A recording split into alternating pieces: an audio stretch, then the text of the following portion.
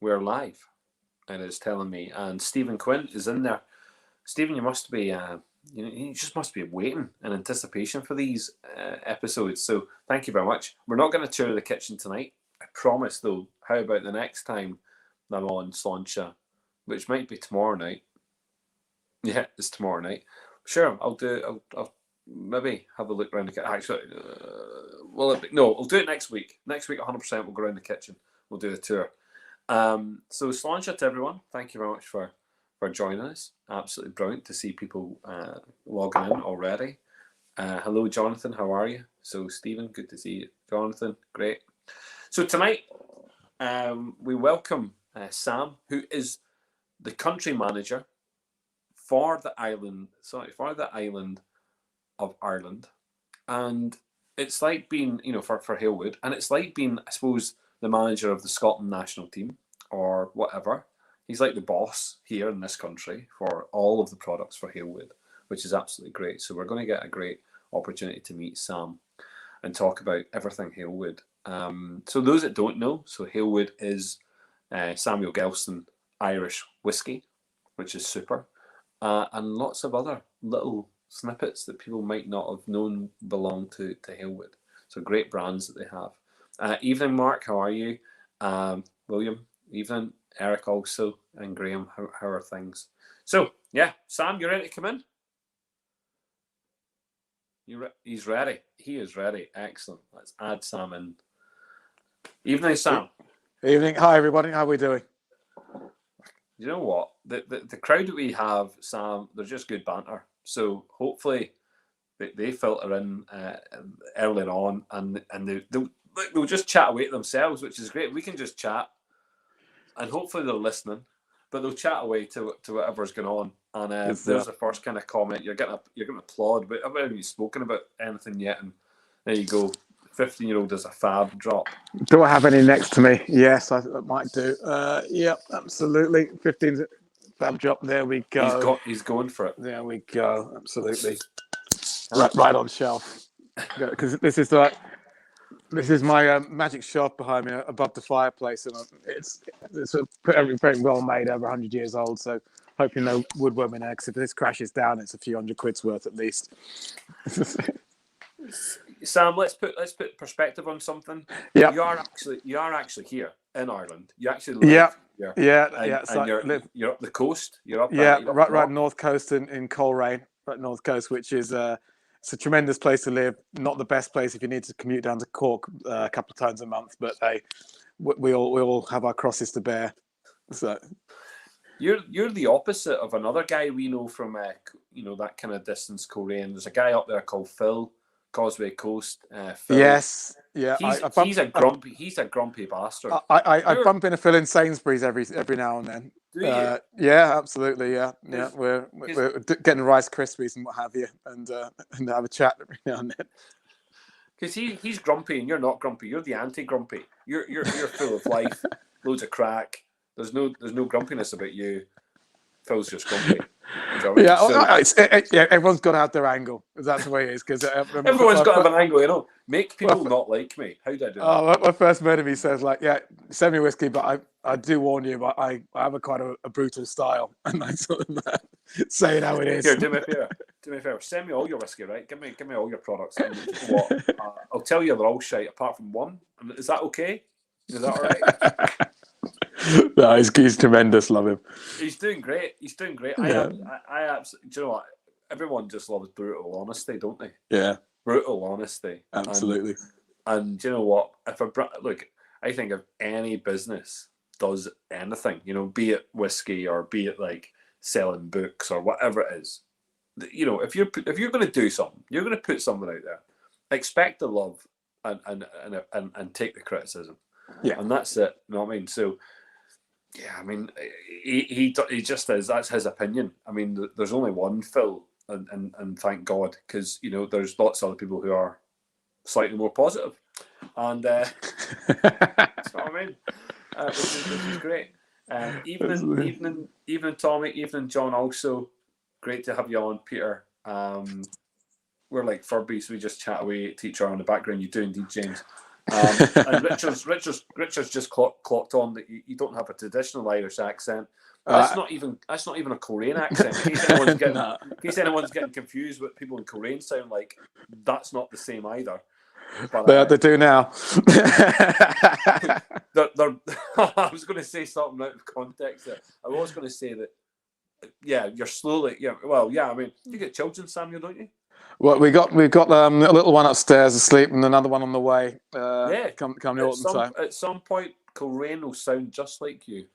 Yeah, they will indeed. Yeah, little Oshi, he's screaming the place down right now. So he's all right. Just about a year old. So he's starting to walk and then tell people what to do. Starting to throw toys around because he can lift things up now. But he's see when they're that age, and apparently when I was like 2 years old, I think I was 2 years old. You know the trikes you get, like these wee trikes. So at 2 years old, I had my wee trike. And we had a 6-foot wall in our back garden, separated us between our beautiful neighbours next door. And apparently, I managed to, at 2 years old, lift the trike and throw it over the 6-foot wall and hit my neighbours. So, good work. Yeah, I think as a child, you have some inner strength, don't you? Yeah, absolutely. I mean, you're like an ant. Yeah. You're like an ant. You can lift 10 times more your body weight. Let's do it. No, and after that, it's like, yes, come on, get involved.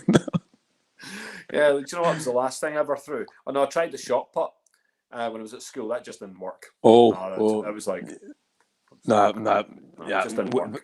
Very strange sport, that one. Very strange, isn't it? Yeah. Go around a wee circle and then do that. Yeah, absolutely.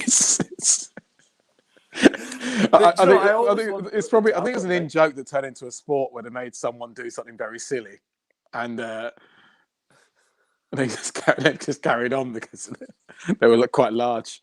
Maybe that's it. Do you ever remember Sam at school? Did you ever do the javelin?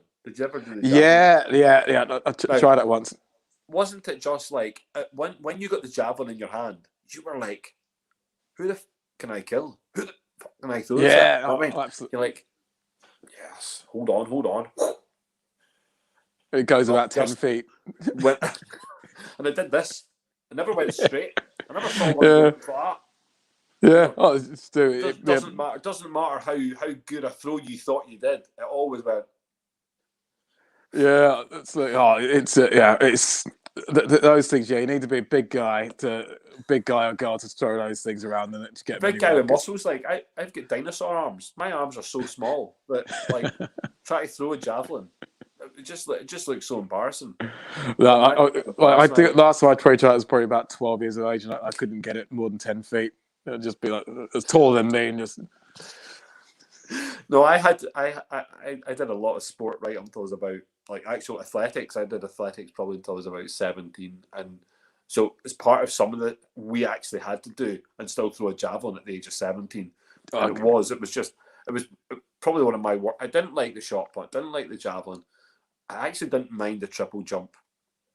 I hated the high jump. Absolutely hated it. But when you're doing a lot of those sports and you have to do multiple sports, for your club, when you're part of an athletics club, I stayed away for a hell of a lot of it. And I remember nearly killing myself one day. Horses do steeplechases. Have you ever done a human steeplechase? Oh yeah, no chance. I think I tried again when I was probably about 12 years of age to just jump on, do one of the full ones, and it's just you got to jump up and climb over it because I'd have been about 5'1" at that point, and just trying to go over that into a water jump, no chance. I know. I remember doing this. I remember doing this steeple jump at one point and literally nearly kill him. I remember hitting the thing and just hitting the deck, and I thought, that's me. I'm done. I'm broken. And I still get back up and finish the race. Like, that takes too much like hard work. I think at a very early age, I discovered cricket was a much easier way to spend the summer. Cricket's a dangerous sport. I tell you what, funny story with the cricket. I was in cricket. No, I was in Jersey. I was in the Isle of Jersey, long time ago, and actually, they're big in their cricket. Big in the cricket. Yeah. Good cricket teams. And Rangers Football Club were over at a pre-season in Jersey, and their downtime was playing a game of cricket. So we watched the Rangers squad at the time playing cricket. That was a weird one. Many good? I don't think so. No, they didn't look like they were any good. They just looked like a couple of guys on a cricket field. Because there are quite a few footballers, especially the Manchester lads, that are pretty good, like the Neville brothers, and they all say, yeah, well, we play for Manchester schools and stuff like that. Yeah, I've seen. I was going to say I saw I saw your boy, the Tottenham. Was it the Tottenham? No, it was the England squad. The England squad. They were doing a kind of bit of pre-season stuff, and they were playing indoor cricket, wasn't it? They got into trouble because they were like hitting each other with a ball. But the other way around, the England cricket team get in trouble with playing football because they keep breaking their ankles doing it. That's brilliant. I'm sorry, we're proper deviating there. No worries. It's all noticing some of that chat was actually hilarious because people then came on and said there was someone really funny. Well, evening, Paddy. How are you? Okay, evening, Dave. Or afternoon for yourself. Yes. Jonathan says your East Ireland accent. There you go. So he's taking the proverbial. Grumpy lad. He's talking about Phil, not us. Best chat of the week. I don't know if it's the best chat. Well, I mean, look, John said. Hey, John. Yes. Look, I was the javelin catcher, Richard. That would be a dangerous job. Oh, good grief! Yeah. That would be seriously dangerous. That would be serious. I stuck to bar sports, bowling, darts, billiards. Yeah, billiards. That's a good game. Yeah. Not many people play billiards. Yeah, well, there aren't that many actual tables around now. There used to be when I was at uni in Bristol. There used to be a pub with a bar billiards table in there, and that was a nice way to spend the afternoon. Proper sport. That is a proper sport. Yeah, it's proper sport. Yeah. It's nearly as good as golf. Yeah, but the thing is, it's unlike pool. You kind of got to be quiet when you're playing it because it's lots of concentration. It sort of demands that little bit of respect. So it's a lot of hush around playing the bar billiards. It's like, yeah, I could give away a lot of trade secrets, but from my past, people who I try to avoid. There's a lot of people I try and avoid, and so I don't normally talk about exactly where I'm from and exactly who I used to pal about with. But I went to school, and the school I went to, both my father and my uncle taught in the school I went to, and my father moved out of that school when I arrived, which was good. He'd gone before I arrived, because I think that'd have been really messed up. But my uncle still taught there. But my uncle taught a very famous snooker player, a guy called John Higgins. So John was at my school, and he's two brothers. Jason, who's his older brother, Joe, who's his younger brother. I would know Joe, but I mean, he was a year above me, lovely laddie. But John, he would have gone and played snooker down the road in the local snooker hall. And I think later afterwards, once he becomes, a little bit famous with the snooker, I think it's then called the John Higgins Snooker Hall. I think it takes the name after it. Anyway, but I used to love going down there and, bunking off school and going down and playing the snooker, loved it. And I actually won a wee pool cue, and I still have it. It's in the house somewhere. No, it's not in here at the moment because I thought it was in the kitchen at some point. Anyway, I have this snooker cue, and so I used to think I was a dab hand at the snooker. I was never good, right? But I won this snooker cue. I can't remember exactly how, and I played in a couple of good tournaments around the place. Anyway, I was in Guyana. This is a random story. It was really random. But I was in Guyana doing something. We won't talk about that, what I was doing. But when I was there, I ended up playing a game of pool. And yeah, I mean, because I was good at snooker, I knew I was very good at pool. I was like a pool shark, I used to have fun, And I played for fun, and I was playing this guy who didn't appreciate the fact that I closed my eyes really, but I didn't. But I called the pocket for the black. I called the pocket for the black, and I played with one hand.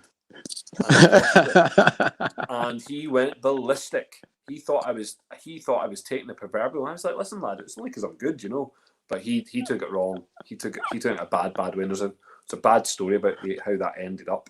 But those kind of I love that kind of sport. Billiards, snooker, real stuff. Darts, darts I enjoyed. You know what I mean? Bowling and actual carpet bowls. Bowling's great, but having carpet bowls, that's great crack. We used to do it all the time, as kids, carpet bowls. I know we're talking about Halewood, and it used to be phenomenally big because I remember when I was coming up, you used to get like David Bryant versus Allison, and it always used to be clash of the world title, BBC Two in the afternoon. Yeah, it was fantastic stuff. Mate, do you know what I would love? See, this sounds really sad, but see if I had a big enough space in my house, I'd have carpet bowls in my house. Yeah, there's one actually. There's a club around the corner from me. No way. Actually, on the triangle where it just behind the houses behind us. You go and get your wee ball. You go and get your wee balls. Oh, I should do. Yeah, Get your own balls. Get them polished up. Take them down. You'd be loving it. Get the whites on. Yeah. You only need another couple people to play with, and that's it. Couple of pints, neighbour. Couple of pints, couple of shots. 15 minutes, and we haven't even talked about the whiskey yet. Let's talk. Let's talk about the whiskey. Let's talk about the important. Well, first of all, I need to say thank you. Right. So first of all, I need to listen. Thanks very much for getting involved last year. Really appreciated it. It was tremendous. Absolutely fantastic response that we had. And you know what? Again, even predating that, the fact that you made such an arrival into Belfast. To be frank, the Gelston brand that came up, came through. You've taken Northern Ireland specifically to heart, with the brand, which has been great. That heritage branding. Yeah. But you've got a lot, you've got a lot to come. There's a lot more to that, and there is. A lot of people don't know it, and I've not spoken about a lot because I think it's for you to announce things. I could have said a couple of things already, and I've chosen not to announce things. So you're involved this year. 3 ways you're involved. You've got your own Gelston Irish whiskey tasting set that we're going to do, and we've also got. I'm really going to struggle with it, what we can call this, but it's the World of Halewood, or the World Tour of Halewood. World of Whiskey, Halewood World of Whiskey. I like. Yeah, Halewood that's World of Whiskey. That's the internal email that's going around. Halewood World of Whiskey. That's good. Roping in followers inside the company, and that. So we try to get a whole gang to come across, which is going to be fun. And then we're in the bonus box as well. So this is good, and you're taking the festival seriously, which is absolutely brilliant, and we appreciate that. So thank you very much. And thank you actually, because it's been a very tough 15, 16 months for everybody really, and this is going to be, especially in the whiskey world, Irish whiskey world, the first big chance for everyone to get together and actually see people in person. So really looking forward to it, and super excited. I think it's a great thing you do, Paul. There we go. That's very good. There's a compliment for the night. I got a compliment. Right, no, but let's see. I'm going back into those comments, and we'll come back to what people are talking about. But let's talk about the brands. Let's talk about the brands. Let's talk about where Halewood moving into that Irish whiskey sector. What was that all about? Because those that know Halewood would know Halewood from its gin. Really. I suppose the story of Halewood goes back. I mean, if you take it all the way back to when John Halewood formed the company back about 42 years ago now. John Halewood was one of the original guys that would bring wine in from Eastern Europe back in the late 70s, and he worked for some of the big importers then, and then set up by himself. Along with his family, they set up, and also at the same time he created his first brand, which was Crown Royal Sherry, and that was the first big brand, and that was very successful. And they made some acquisitions along the way with particular companies, and such as Lamb and Watt and Holland Bramley, and then built the company up, and then come towards the 90s, it started inventing brands as well. So some of the ones you'll still see to this day. So he bought the Crabby, by that stage, the Crabby ginger wine business from Glenmorangie, which which at that point, yeah, the whiskey there'd been no whiskey since '73. At that point, when he bought it from them, and from that came the alcoholic ginger beer that's still going to this day. Tremendously strong brand that he invented that, and he also brought forward Red Squared vodka, and Can I just say at this point, interjection? Yeah. I absolutely love Krabby's ginger beer and all the wee flavors that came along with it. You know, like he was doing some really cool. You know, recently there was some really cool little bottle offerings that different fruity flavored. Loved all that. I was right into that. And yes, everyone on this chat who is of an age, oh my God, Red Square, loaded vodka, silver bottles, Red Square. Life would not be the same without that product. Absolutely, yeah. I met a lot of friends with that product. Yes, indeed, and a lot of people are probably here because of that product. Without shadow of a doubt. Without shadow of a doubt. That sprung up generations. Of course it did.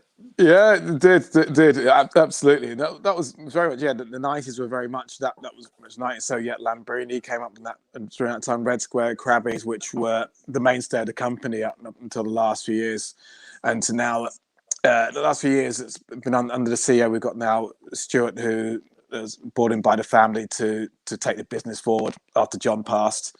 And he's come in with a vision of artisanal spirits being the future, and it's very much about small batch, single distilleries producing artisanal spirits in there. So we're now up to, I think, 12 distilleries we've got now across the company. Wow! So that's everywhere from Australia, Ironbank Distillery in Australia, and there's the JJ Whitley vodka distillery in St. Petersburg. In Russia, producing Russian vodka. Then Whitney Neal itself and City of London gin brand all produced at the City of London distillery in central London. And we've got in the Sadler's distillery in Midlands in Lye, Aberfoyle's distillery in Wales, producing all Welsh spirits, and now interesting things around whiskey to announce a bit later on, but there's lots of things coming up there now. So these come to fruition, and Krabby Whiskey revived with a new distillery just outside Edinburgh there. So all these projects coming to fore. The Liverpool Gin Distillery in Liverpool, Bristol and Bath Rum Distillery as well, and the next one on the go is Ireland. So we are now, looking forward to securing a site where we'll be producing Irish whiskey.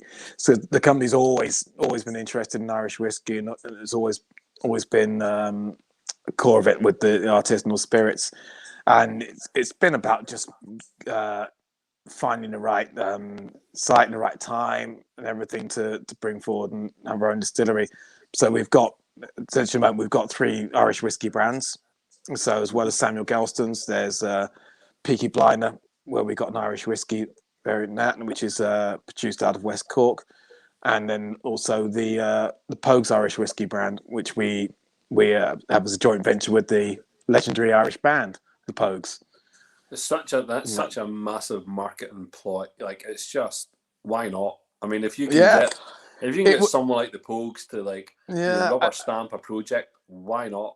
And it came from the brand themselves, actually, because they were actually looking for an Irish whiskey, because I think they weren't, for their identity and everything else, they wanted to be drinking Irish rather than Jack Daniels like everyone else does. I suppose it's the rock and roll whiskey, and I think they couldn't find anything that they wanted or they liked particularly, so they thought about the idea of having their own, and so it was an interesting project. So Frank McCarty actually helped them out in terms of developing the blends and the flavors and everything they're after. So Frank McCarty, obviously, of Springbank and Bushmills fame.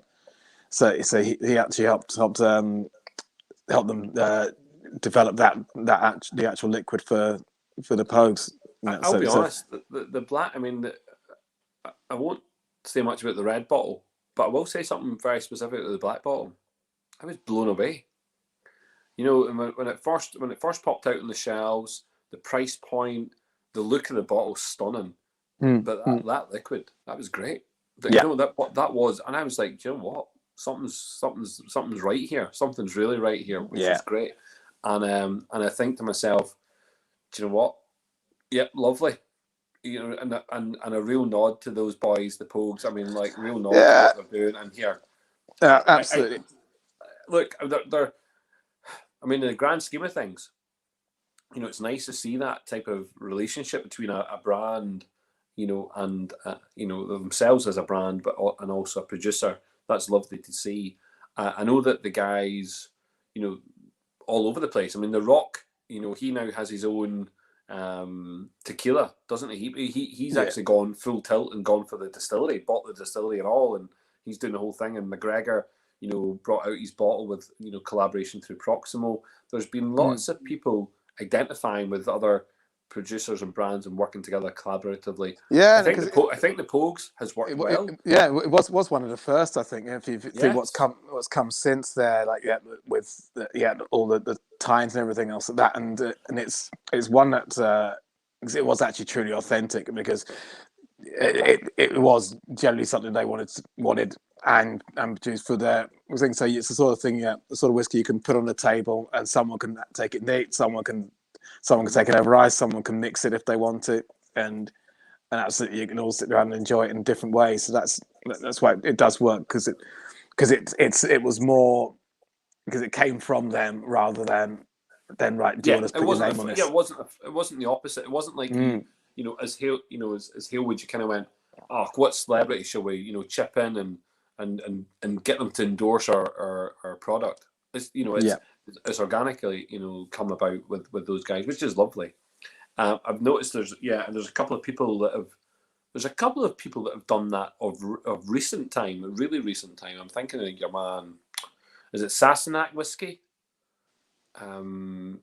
which I think has been the guy who's been involved in Outlander, the actor from Outlander.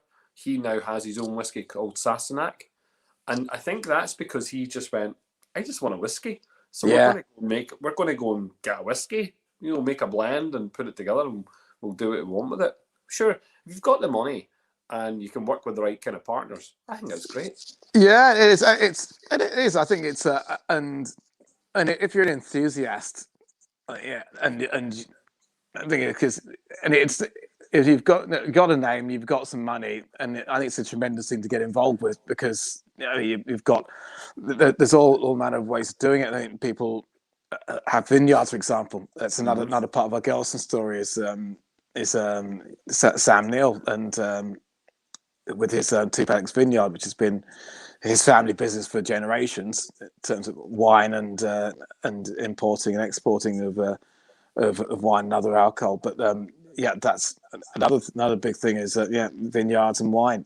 And Graham Norton does very well with a lot of his wines and everything. But he's right. again because chatting to the guys that work on it with him in industry down in Ireland, he's tremendously involved in that, and it's all to his taste and everything. So it's a thing of love rather than just like here's something to put a name on it.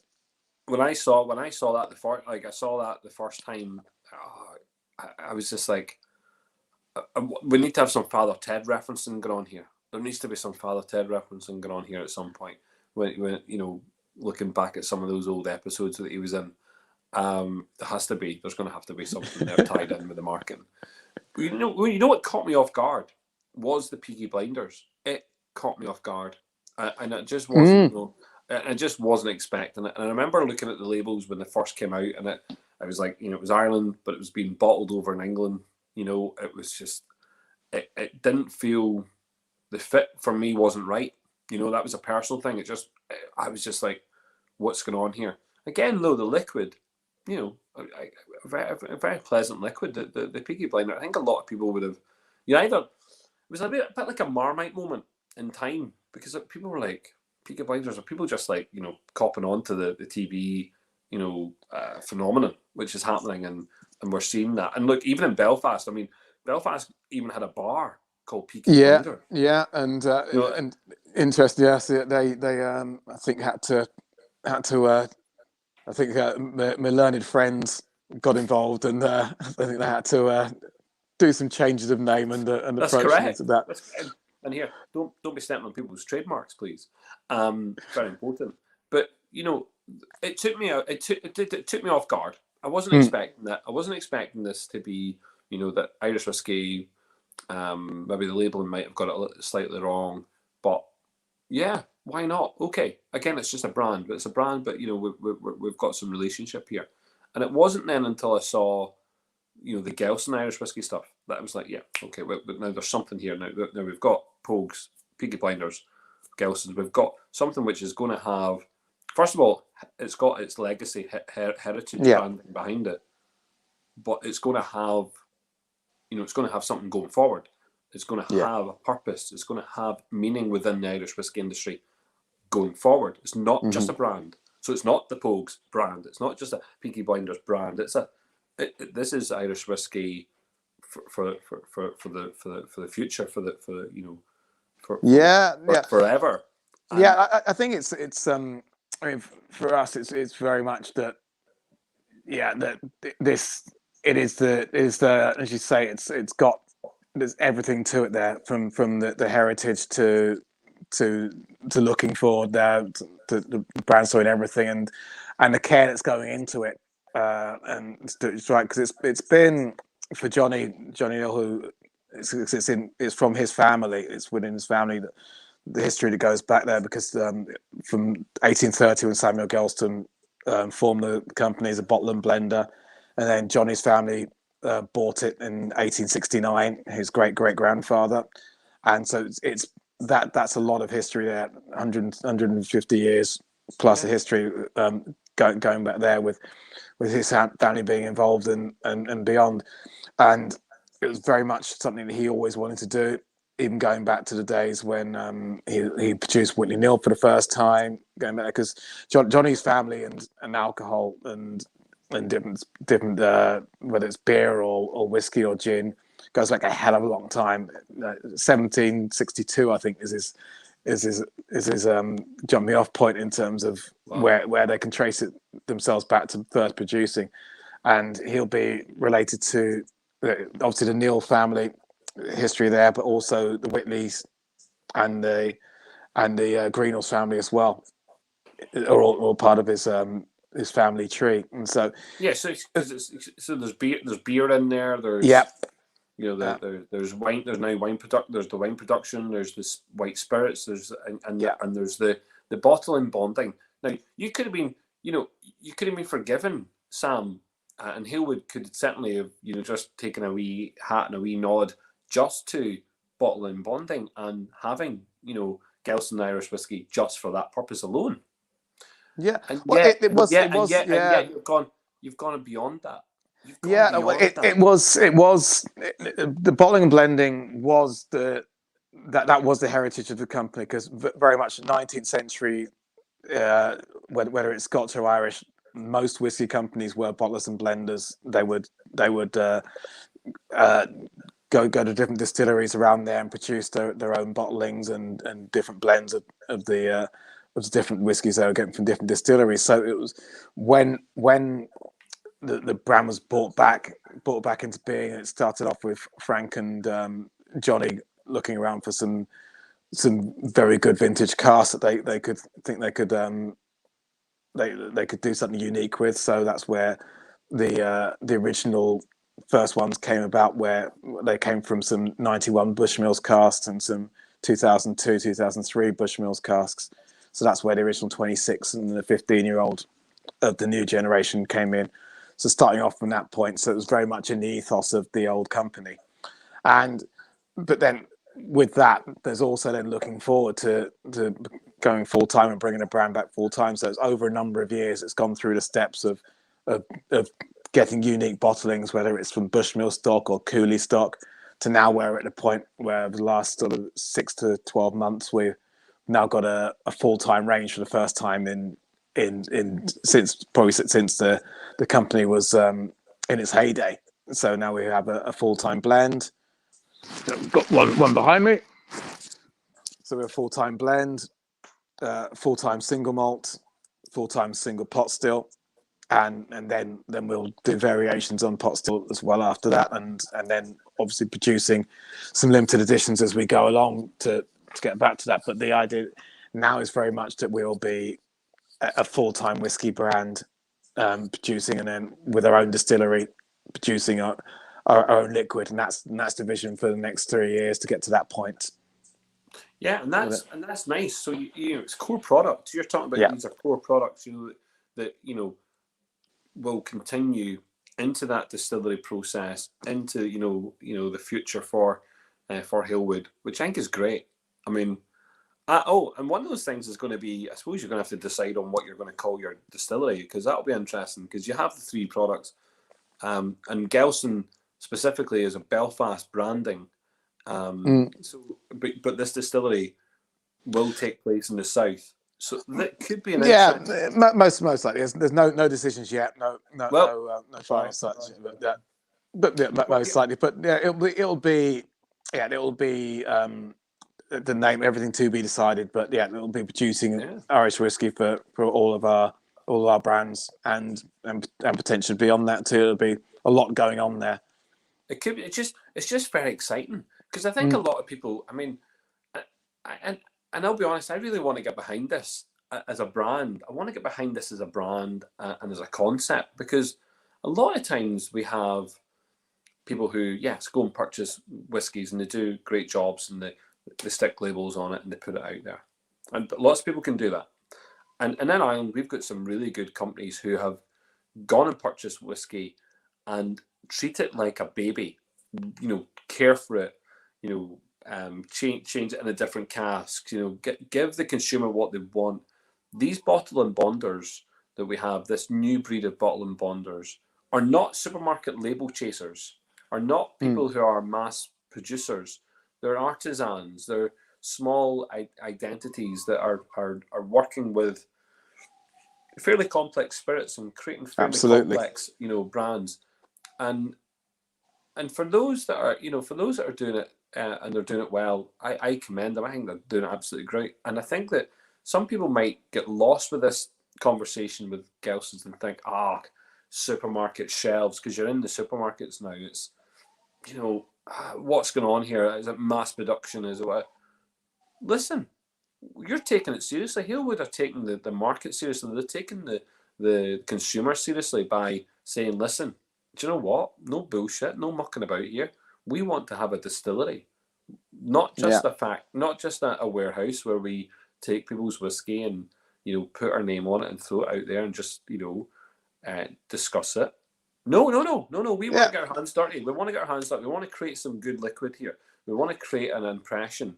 And, you know, the amount of whiskey distilleries that you will have at your disposal as a company, you know, one in Wales, one in Scotland, one in Ireland, one in England. Yeah. I mean, 4 distilleries from 4 parts of these islands.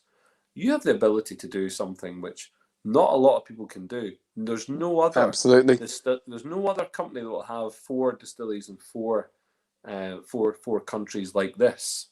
Yeah. They might have 4 countries in 4 different parts of the world potentially, but not in the 4 islands. Or sorry, in the 4 countries within the 2 islands. And I think this is very, very unique. I'm looking forward to having Irish whiskey, which is using Krabby's, you know, barrels, for example's sake. Yeah. Maybe I'm looking forward to having, you know, Welsh whiskey using Irish whiskey barrels per se. There's lots of like variations. There is.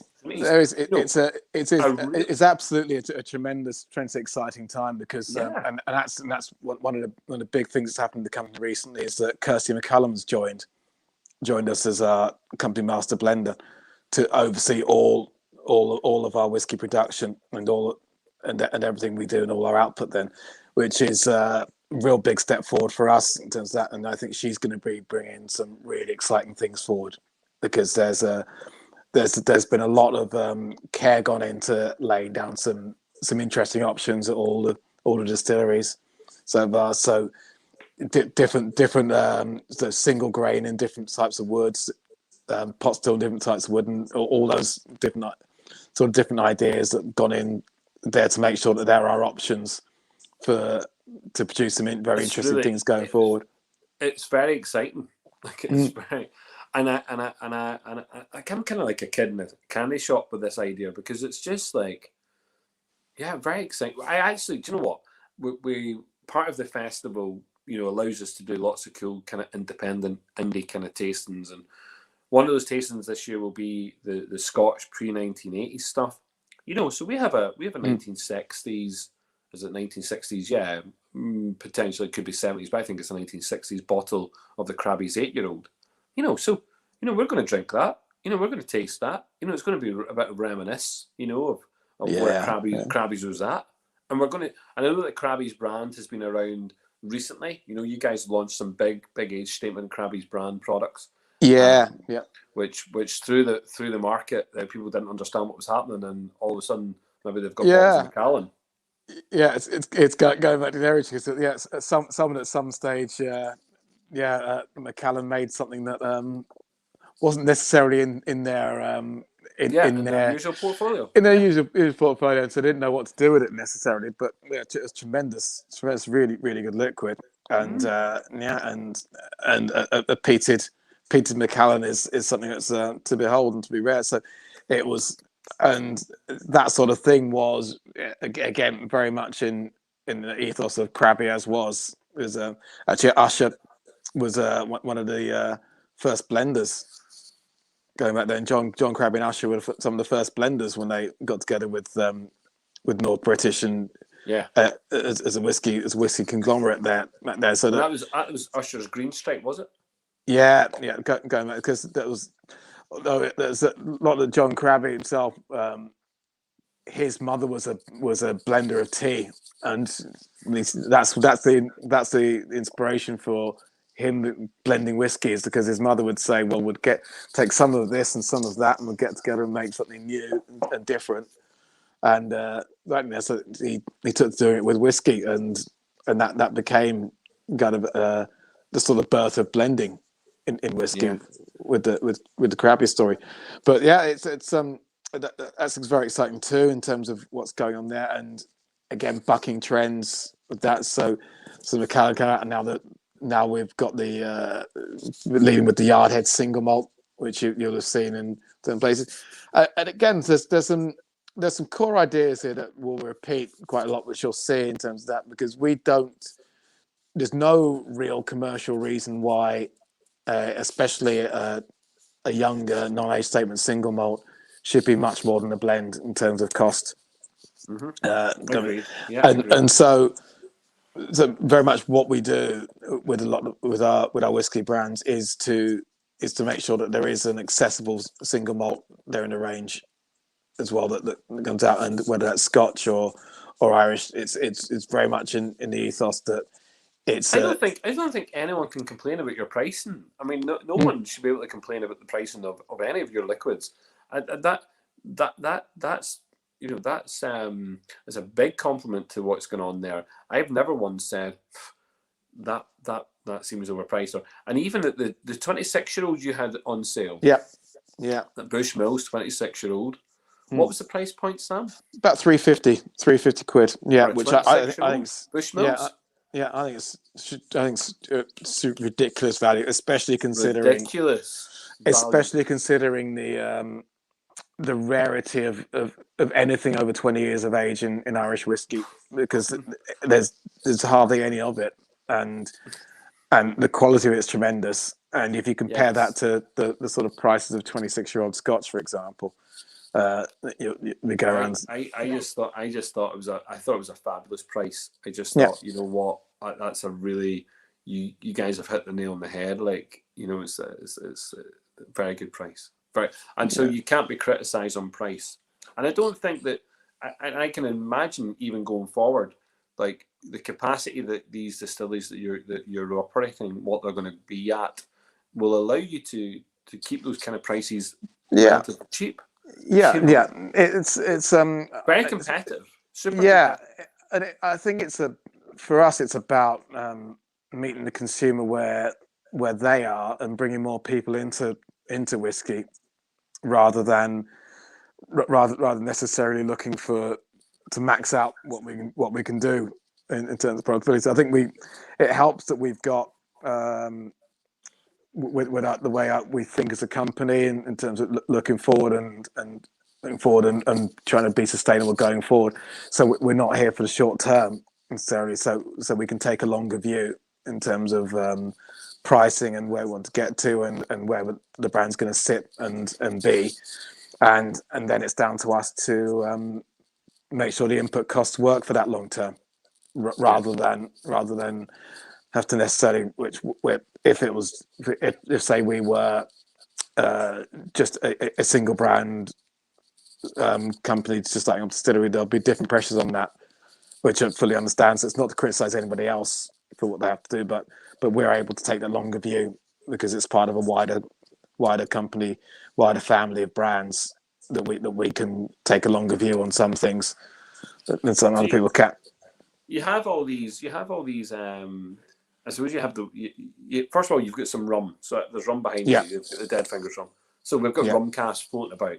Yeah. Yeah. You know, we've got wine. There's wine casks floating about. Yeah. Like, we're not going to be stuck for great opportunities for great taste.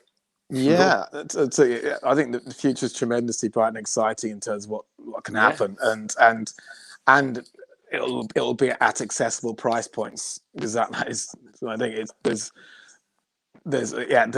one thing. If we want to make it available to as many people as we possibly can at a commercially sensible price for us, then that's what we'll do.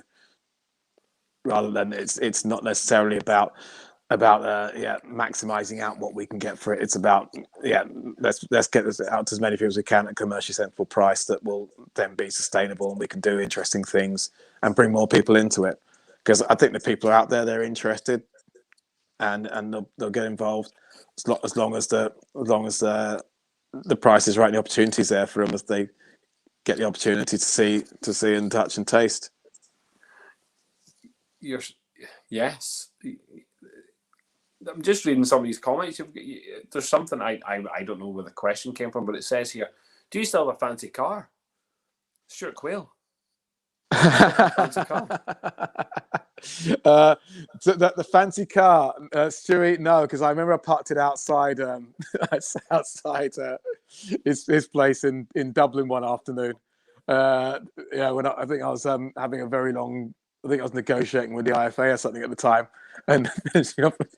It's a call there, starting to finish off the call, and I popped in for a visit down with Stu, and no, the car's actually back over in the UK now. That one, so I don't have that one going. So I used to have we had a Dead Man's Finger Mustang to drive around Ireland for a little bit. Wow, which is good. Oh yeah, one of the most fun cars I've ever driven. Lamborghini's still about, is it, Sean? Yeah, absolutely. Going great guns. We just put Lamborghini in cans for the first time now, so that's Lamborghini bang, in a can. Bang on trend. Lamborghini in can for the summertime. Lamborghini and Lambrusco were the two drinks that you would always be given at Christmas time. You know, that'd be the yes, 100%. What else have we got? George Clooney has tequila. I didn't know this, did he? He made £1 billion out of it. Did he? Wow. Yeah, I think got it and sold it off. This is interesting. What about Whitley Neal being the 9th biggest selling product on Amazon? Is that right? Yeah, it's ridiculous. So that was year before last. It was in the full year. It was out of everything they sold. I think it was the year 2019 to 2020. 2019 it was. Out of everything they sold, it was the 9th biggest selling thing. Whitley Neal. Good to me. Yeah, good to me. That was absolutely insane in terms of that. But it's really, really popular product and a complete phenomenon that you still shake our heads at sometimes in terms of how well it does. Well, it's done really well, and yet the single pot still whiskey finished in Sam Neill's Pinot Noir casks. Yes. Yeah, that was a real one, and there are some interesting things bubbling along there. So there are some different wine casks that are having that've got some pot still maturing in now. So there could be some interesting things popping up in the months and years to come on that front. But yeah, that Pinot was exceptionally good. So tell us a wee bit about the Aberfalls distillery. So this is interesting. So what's Yeah, what's that all about? It's a long-term project down there to produce Welsh whiskey there, and it's and the guys down there have done tremendous work in terms of what they do. So that they've gone to the next level in terms of terroir down there, to use a posh term. So they even collaborated with the local agriculture college to make sure they could get local barley to use that was of a high enough yield to use it in the as a base product rather than bringing in barley from outside Wales. So it's a complete terroir product in there, and since inception, it's produced gin and vodka ranges out of there now, and now the first whiskies coming mature. It's gone to 3 years of age now, so that there's about 100 cases of the inaugural Aberfalls Welsh whiskey have been released as a initial launch, and then the full more full launch of Aber's Welsh whiskey. The first one will be in September time. In that, so at the moment, yeah, and there are some huge and exciting things to come there, because that's where a lot of the very interesting work's been going on in terms of putting different mashes of whiskey down in different barrels. So there's lots of these options. Have they gone for a double distilled Welsh whiskey, or have they gone for triple distilled Welsh, or have they followed pending with the hybrid kind of one? They've done a lot of everything down there. So that's what James Wright, who is the MD down there, it's very much to keep the options open, not close anything off. So there's lots of everything being matured in lots of different styles of barrels. So at any one time, it could be a bit of this, a bit of that, and then it'll be governed by what tastes good and what comes out there. But all the options are open down there, so nothing's ruled out. There's no set style of everything now. The house style can be something that they can work on and procure out of everything they've got. They've got a very broad canvas, which is tremendously exciting in terms of what's going to come from now on. Okay, well that's very interesting. Heather's saying cherry Lambrini, yeah, okay. Yeah, absolutely. I think there's a bottle of that somewhere around here. Actually, see that right at the back of me. Well, there's a Lambrini behind me. Oh, see, you're on you've got product on on display. You're doing really well. Richard's saying here, what about the single malt? And they've got that in the States, but are you going to be exporting any of the single pot still to the States? Potentially. There's not a huge amount of it available at the moment, so it's to be concerned what happened with that. So because at the moment we're producing in small batches at a time, so 200-300 cases at a time of it, and it's been the choice in terms of what to send over. It's rather than sending everything at once, and I think it'll be about what's available at the time. So potentially, I can't give any promises that it might be other things. It might be potentially the Pinot, for example, might be exported over there at some stage. But that's to be decided. Okay. But keep asking, and it'll be much easier for us to persuade people to list. Kit's asking, I don't know. Sailor's Home, is that in the portfolio? No, not one of ours. No. No, not one of ours. No, I know that's a very, very recent brand, isn't it? That Sailor's Home, isn't it? It's I think they were on one of your rival podcasts, videocasts. I think Pot Still Matt featured them at the same time as featuring us recently. So right, there's no rivals. I know. I tell you what, all those guys are absolutely brilliant. I'm just a lonely. I don't know. I'm just. They all do a great job. This is more informal crack. I'm sure they plug a lot of brands for what they're doing, but we're all about. So no, I didn't know that because I don't know Sailor's Home. I haven't come across Sailor's Home. People have said, and I might have come across maybe on Instagram. Maybe I've seen pictures of it, but I actually have not delved into any of that branding yet. I don't know. So yeah, I'm just glad we asked the question. So we just put that to bed. No, we've got the 3 Irish whiskey products, and we've got them. So Krabby's up in Scotland. We've got Aber Falls in Wales. Yeah. What's going on in Englandshire? What's going on in the whole... England, we've got stills in at Hawkshead to produce English spirit there, and we've got a bank hall in Blackpool that will produce the English spirit, and there's potentially some interesting things happening with that, and we got Sadler's in the Midlands also produce English spirit. So we do actually have some English whiskey that's been released under the Hawkshead distillery label. So that will be part of our world of whiskey during the. I think that's just fantastic that you have the ability.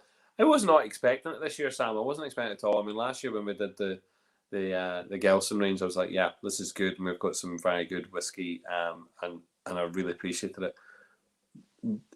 Unexpectedly, going to have Scotch, English, Welsh, American. So we've got some American bourbon in there as well. Tennessee bourbon, yeah. So this is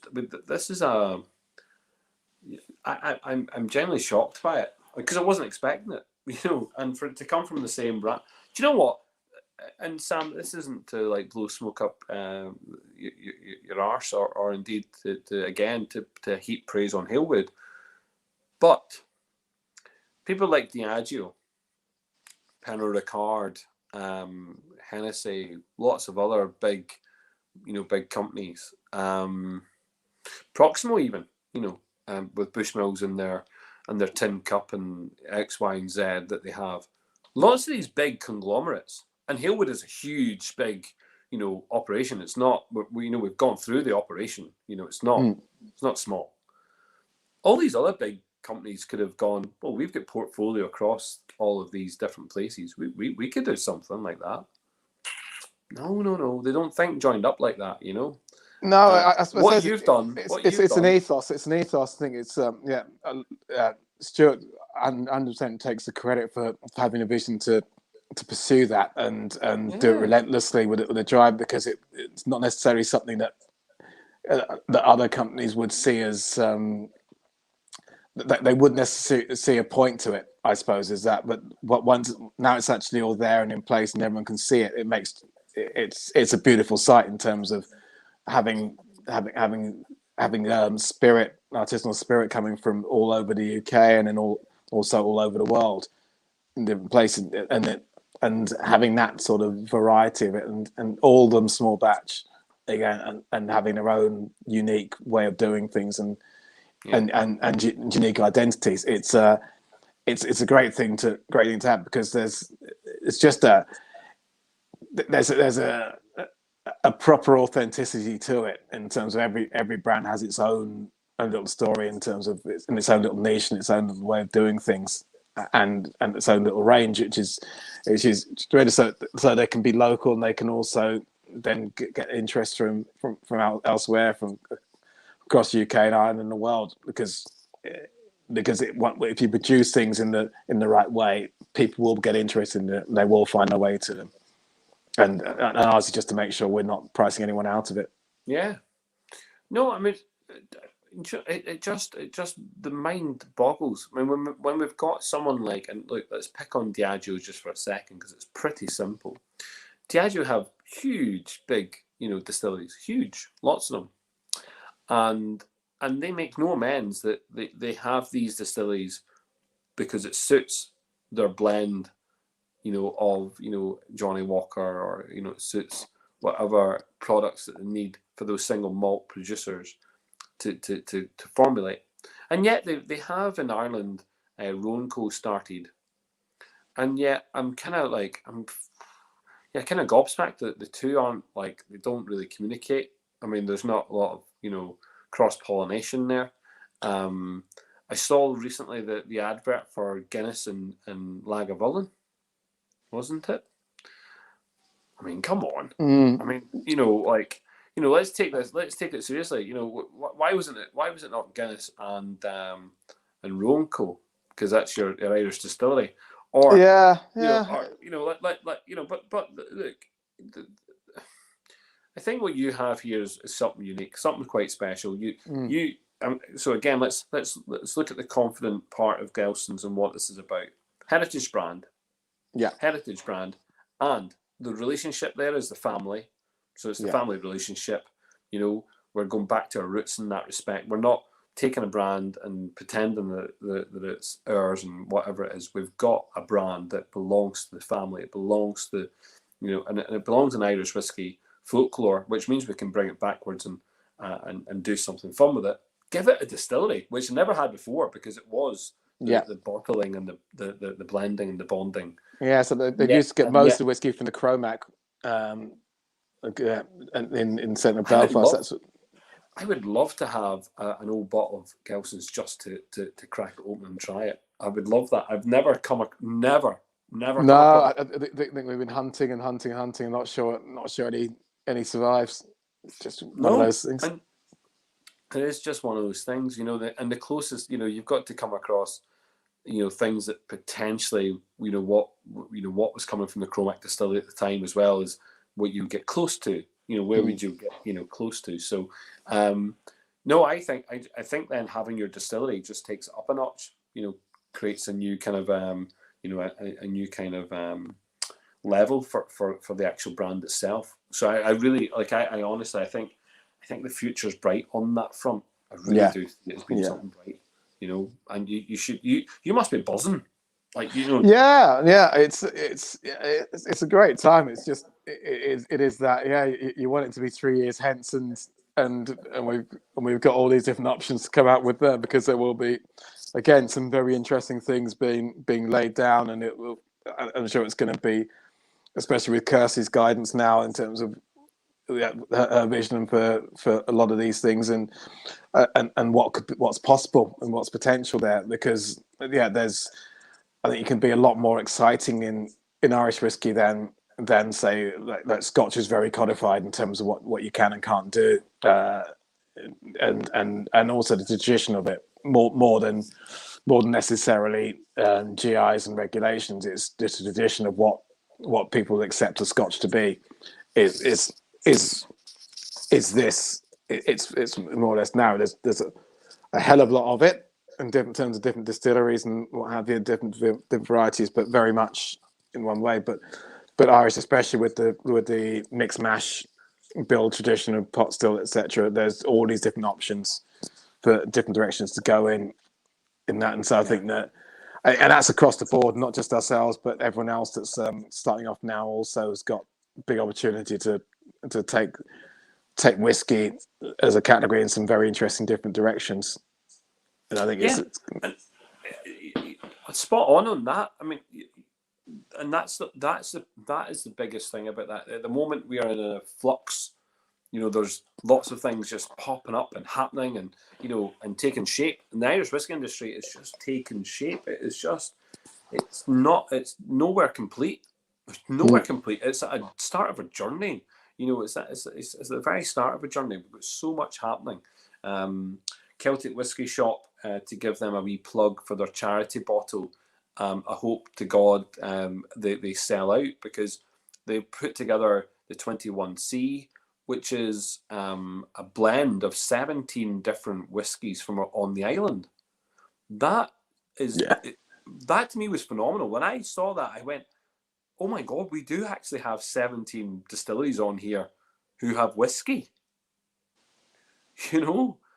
That's a lot compared to 5 years ago. Yeah. So absolutely. It's like, wow, we are moving. We're loving this, because we're on the kind of start of the wave. We're not on the crest of the wave. I mean, that's just mad. Yeah. We're on the start of this wave, which is going to start peaking to that crest. And I'm on my wee paddleboard, just waiting. Yeah, there is, and I think it's and if you think about it in terms of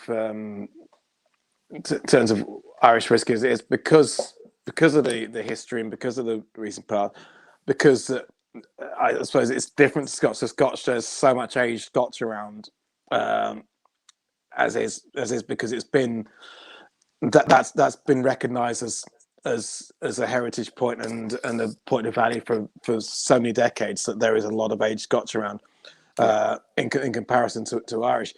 Irish doesn't have that, but what Irish has is the ability to innovate, and you can have the two alongside, and so it's not necessarily a rivalry; it's a complement more than anything else.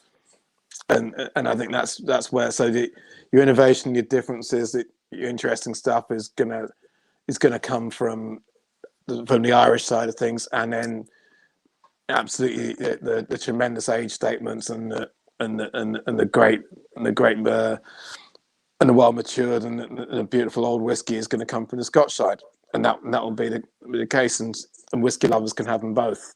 And so I think it's a good time. It's going to be a very good time for whiskey for the next, because I think it's been brilliant recently anyway. Like the last 10 years have been tremendous for whiskey, but I think it's only going to get more exciting. Very, very, very much so. I think, yeah. I mean, I definitely see it as being like. I mean, if we're in the first year of something big, we're 30 years away from being at the top of this. I think it's a long, long time. I think it's a long, long time. I think it takes so long for the whiskey to get to where we need it to be anyway. Yeah. That we're going to be waiting for some of these products.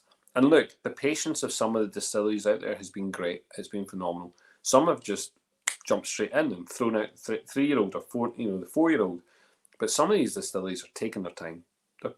They're waiting to get the product right.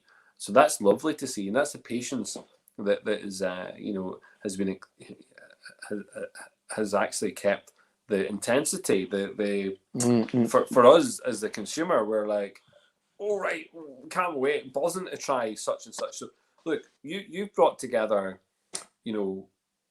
a fine array of Irish whiskey so far, and yes, it's sourced. And now we know that we've got a distillery coming. We know that we've got these core expressions that are going to continue.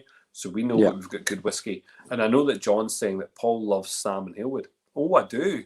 Oh, I most certainly do. And I most certainly understand what's going on here. I support, and everyone knows this, like how much I get behind Bushmills as a brand here because of how good their whiskey is, and that heritage that lasts, and the taste profile of that brand is unreal. And all these small distilleries that have come out of nowhere, Cologne and Copeland and Shortcross and Ecklandville, Hinch, these distilleries that are going to be big here in Ireland, and Ireland are, they're making track. And we go south of the border, and then you've got Bowan and Dublin Liberties and Dingle, and and let's just go through them all, Tipperary and Teeling, guys down at Slieve League and Connacht. We have got a mass amount of distilleries on this island which are really just, they're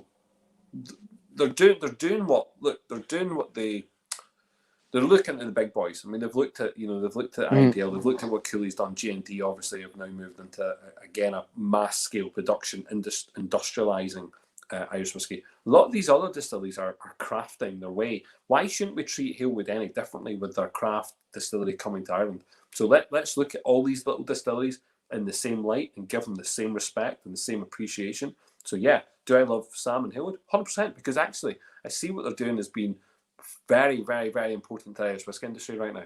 They're giving us very good whiskey. They're supporting the other distilleries by purchasing from them and putting out their Irish whiskey that goes around to different places around the world. That says it all. You're not putting out crap. You're not putting out shit whiskey. Putting out very good whiskey. We've got the pleasure of tasting some of that core range and some extra little bits last year, and it'll be the same again this year. Yeah. So we're going to see some of the core range, and we're going to see some unique products that are coming through. Before maybe they go on the shelf. That's pretty cool. Give the same respect to Halewood and whatever they're going to do here in Ireland as we do to Cologne, as we do to Ecklenville, as we do to Tipperary, as we do to Blacks, as we do to, whoever it is, be it Pierce Lions or Power Score, or, let's give the same respect, because fundamentally you're there to create this artisan distillery here in Ireland and fulfill a legacy of Samuel Gelston's Irish whiskey, and I think that's really, to me, it's really good. Yeah, and I think that's right. I think what one thing we do more. I think it's COVID's got in the way slightly in everything up, because Johnny for one, and then Kirsty also want to be spending a lot of time actually chatting to people and people explaining how it is. Because I'm here full time, but Johnny, if you could, would come across every week and just talk Gelston's, and Kirsty will be obviously in and around looking after the stocks down at West Cork and where we have them in the build up to when we got our own sites, etc., and keeping everything for ourselves. But there's so much passion going on now, and it being given its head and support, which is and that's the big thing about Hailwood, is the support there is to actually do this, and for it not to be, for the better term, there's no sense it needs to be rushed. In any sense, we can do it properly. We can take our time. So I think the evolution of the brand's been good to this point. Starting bringing it back with the very rare, and then into the limited edition, and now into the full time. I think we've shown that there is actually a big respect for what we're trying to do here. So it's very much a long play, and it's very much about passion and wanting to do something great rather than do something for the short term. It's a long play, and it's great to be involved in it. So, Jonathan, there's two tastings which are getting taken part, which is the Gelston Irish Whiskey tasting, which is a showcase. There'll be 6 whiskies within that box, and then there's a second one, which is the World of Whiskey by Hailwood. I think that sounds okay. Sounds well. And we're looking in that one. We're looking at Welsh, Scotch, English, American whiskies and some Irish, as well. And some Irish as well. So really, it's these guys are flexing some muscle here, which I think is absolutely brilliant. I did say to Sam earlier on today, and off the record, but the Aberfalls bottles, which came out for the inaugural release, funnily enough, are now in secondary markets, causing havoc with a couple £100 price tags on them, which I thought was just mad bonkers. But actually, the more I thought about it, was like, hold on, probably was the kind of first whiskey on sale outside of Ireland, outside of Wales since Penderyn. So it's like, that is something to cheer about, really, isn't it? And why not with Welsh whiskey getting such a, it's on a bit of a revival. I think there's a couple of distilleries now starting to take shape in Wales. So brilliant. And look, England, I've said it from day one. I'm a Scotsman living in Ireland, but I will support the English whiskey industry as much as I can. And just say, do you know what? Produce some good whiskey. Go ahead. Make sure it's great.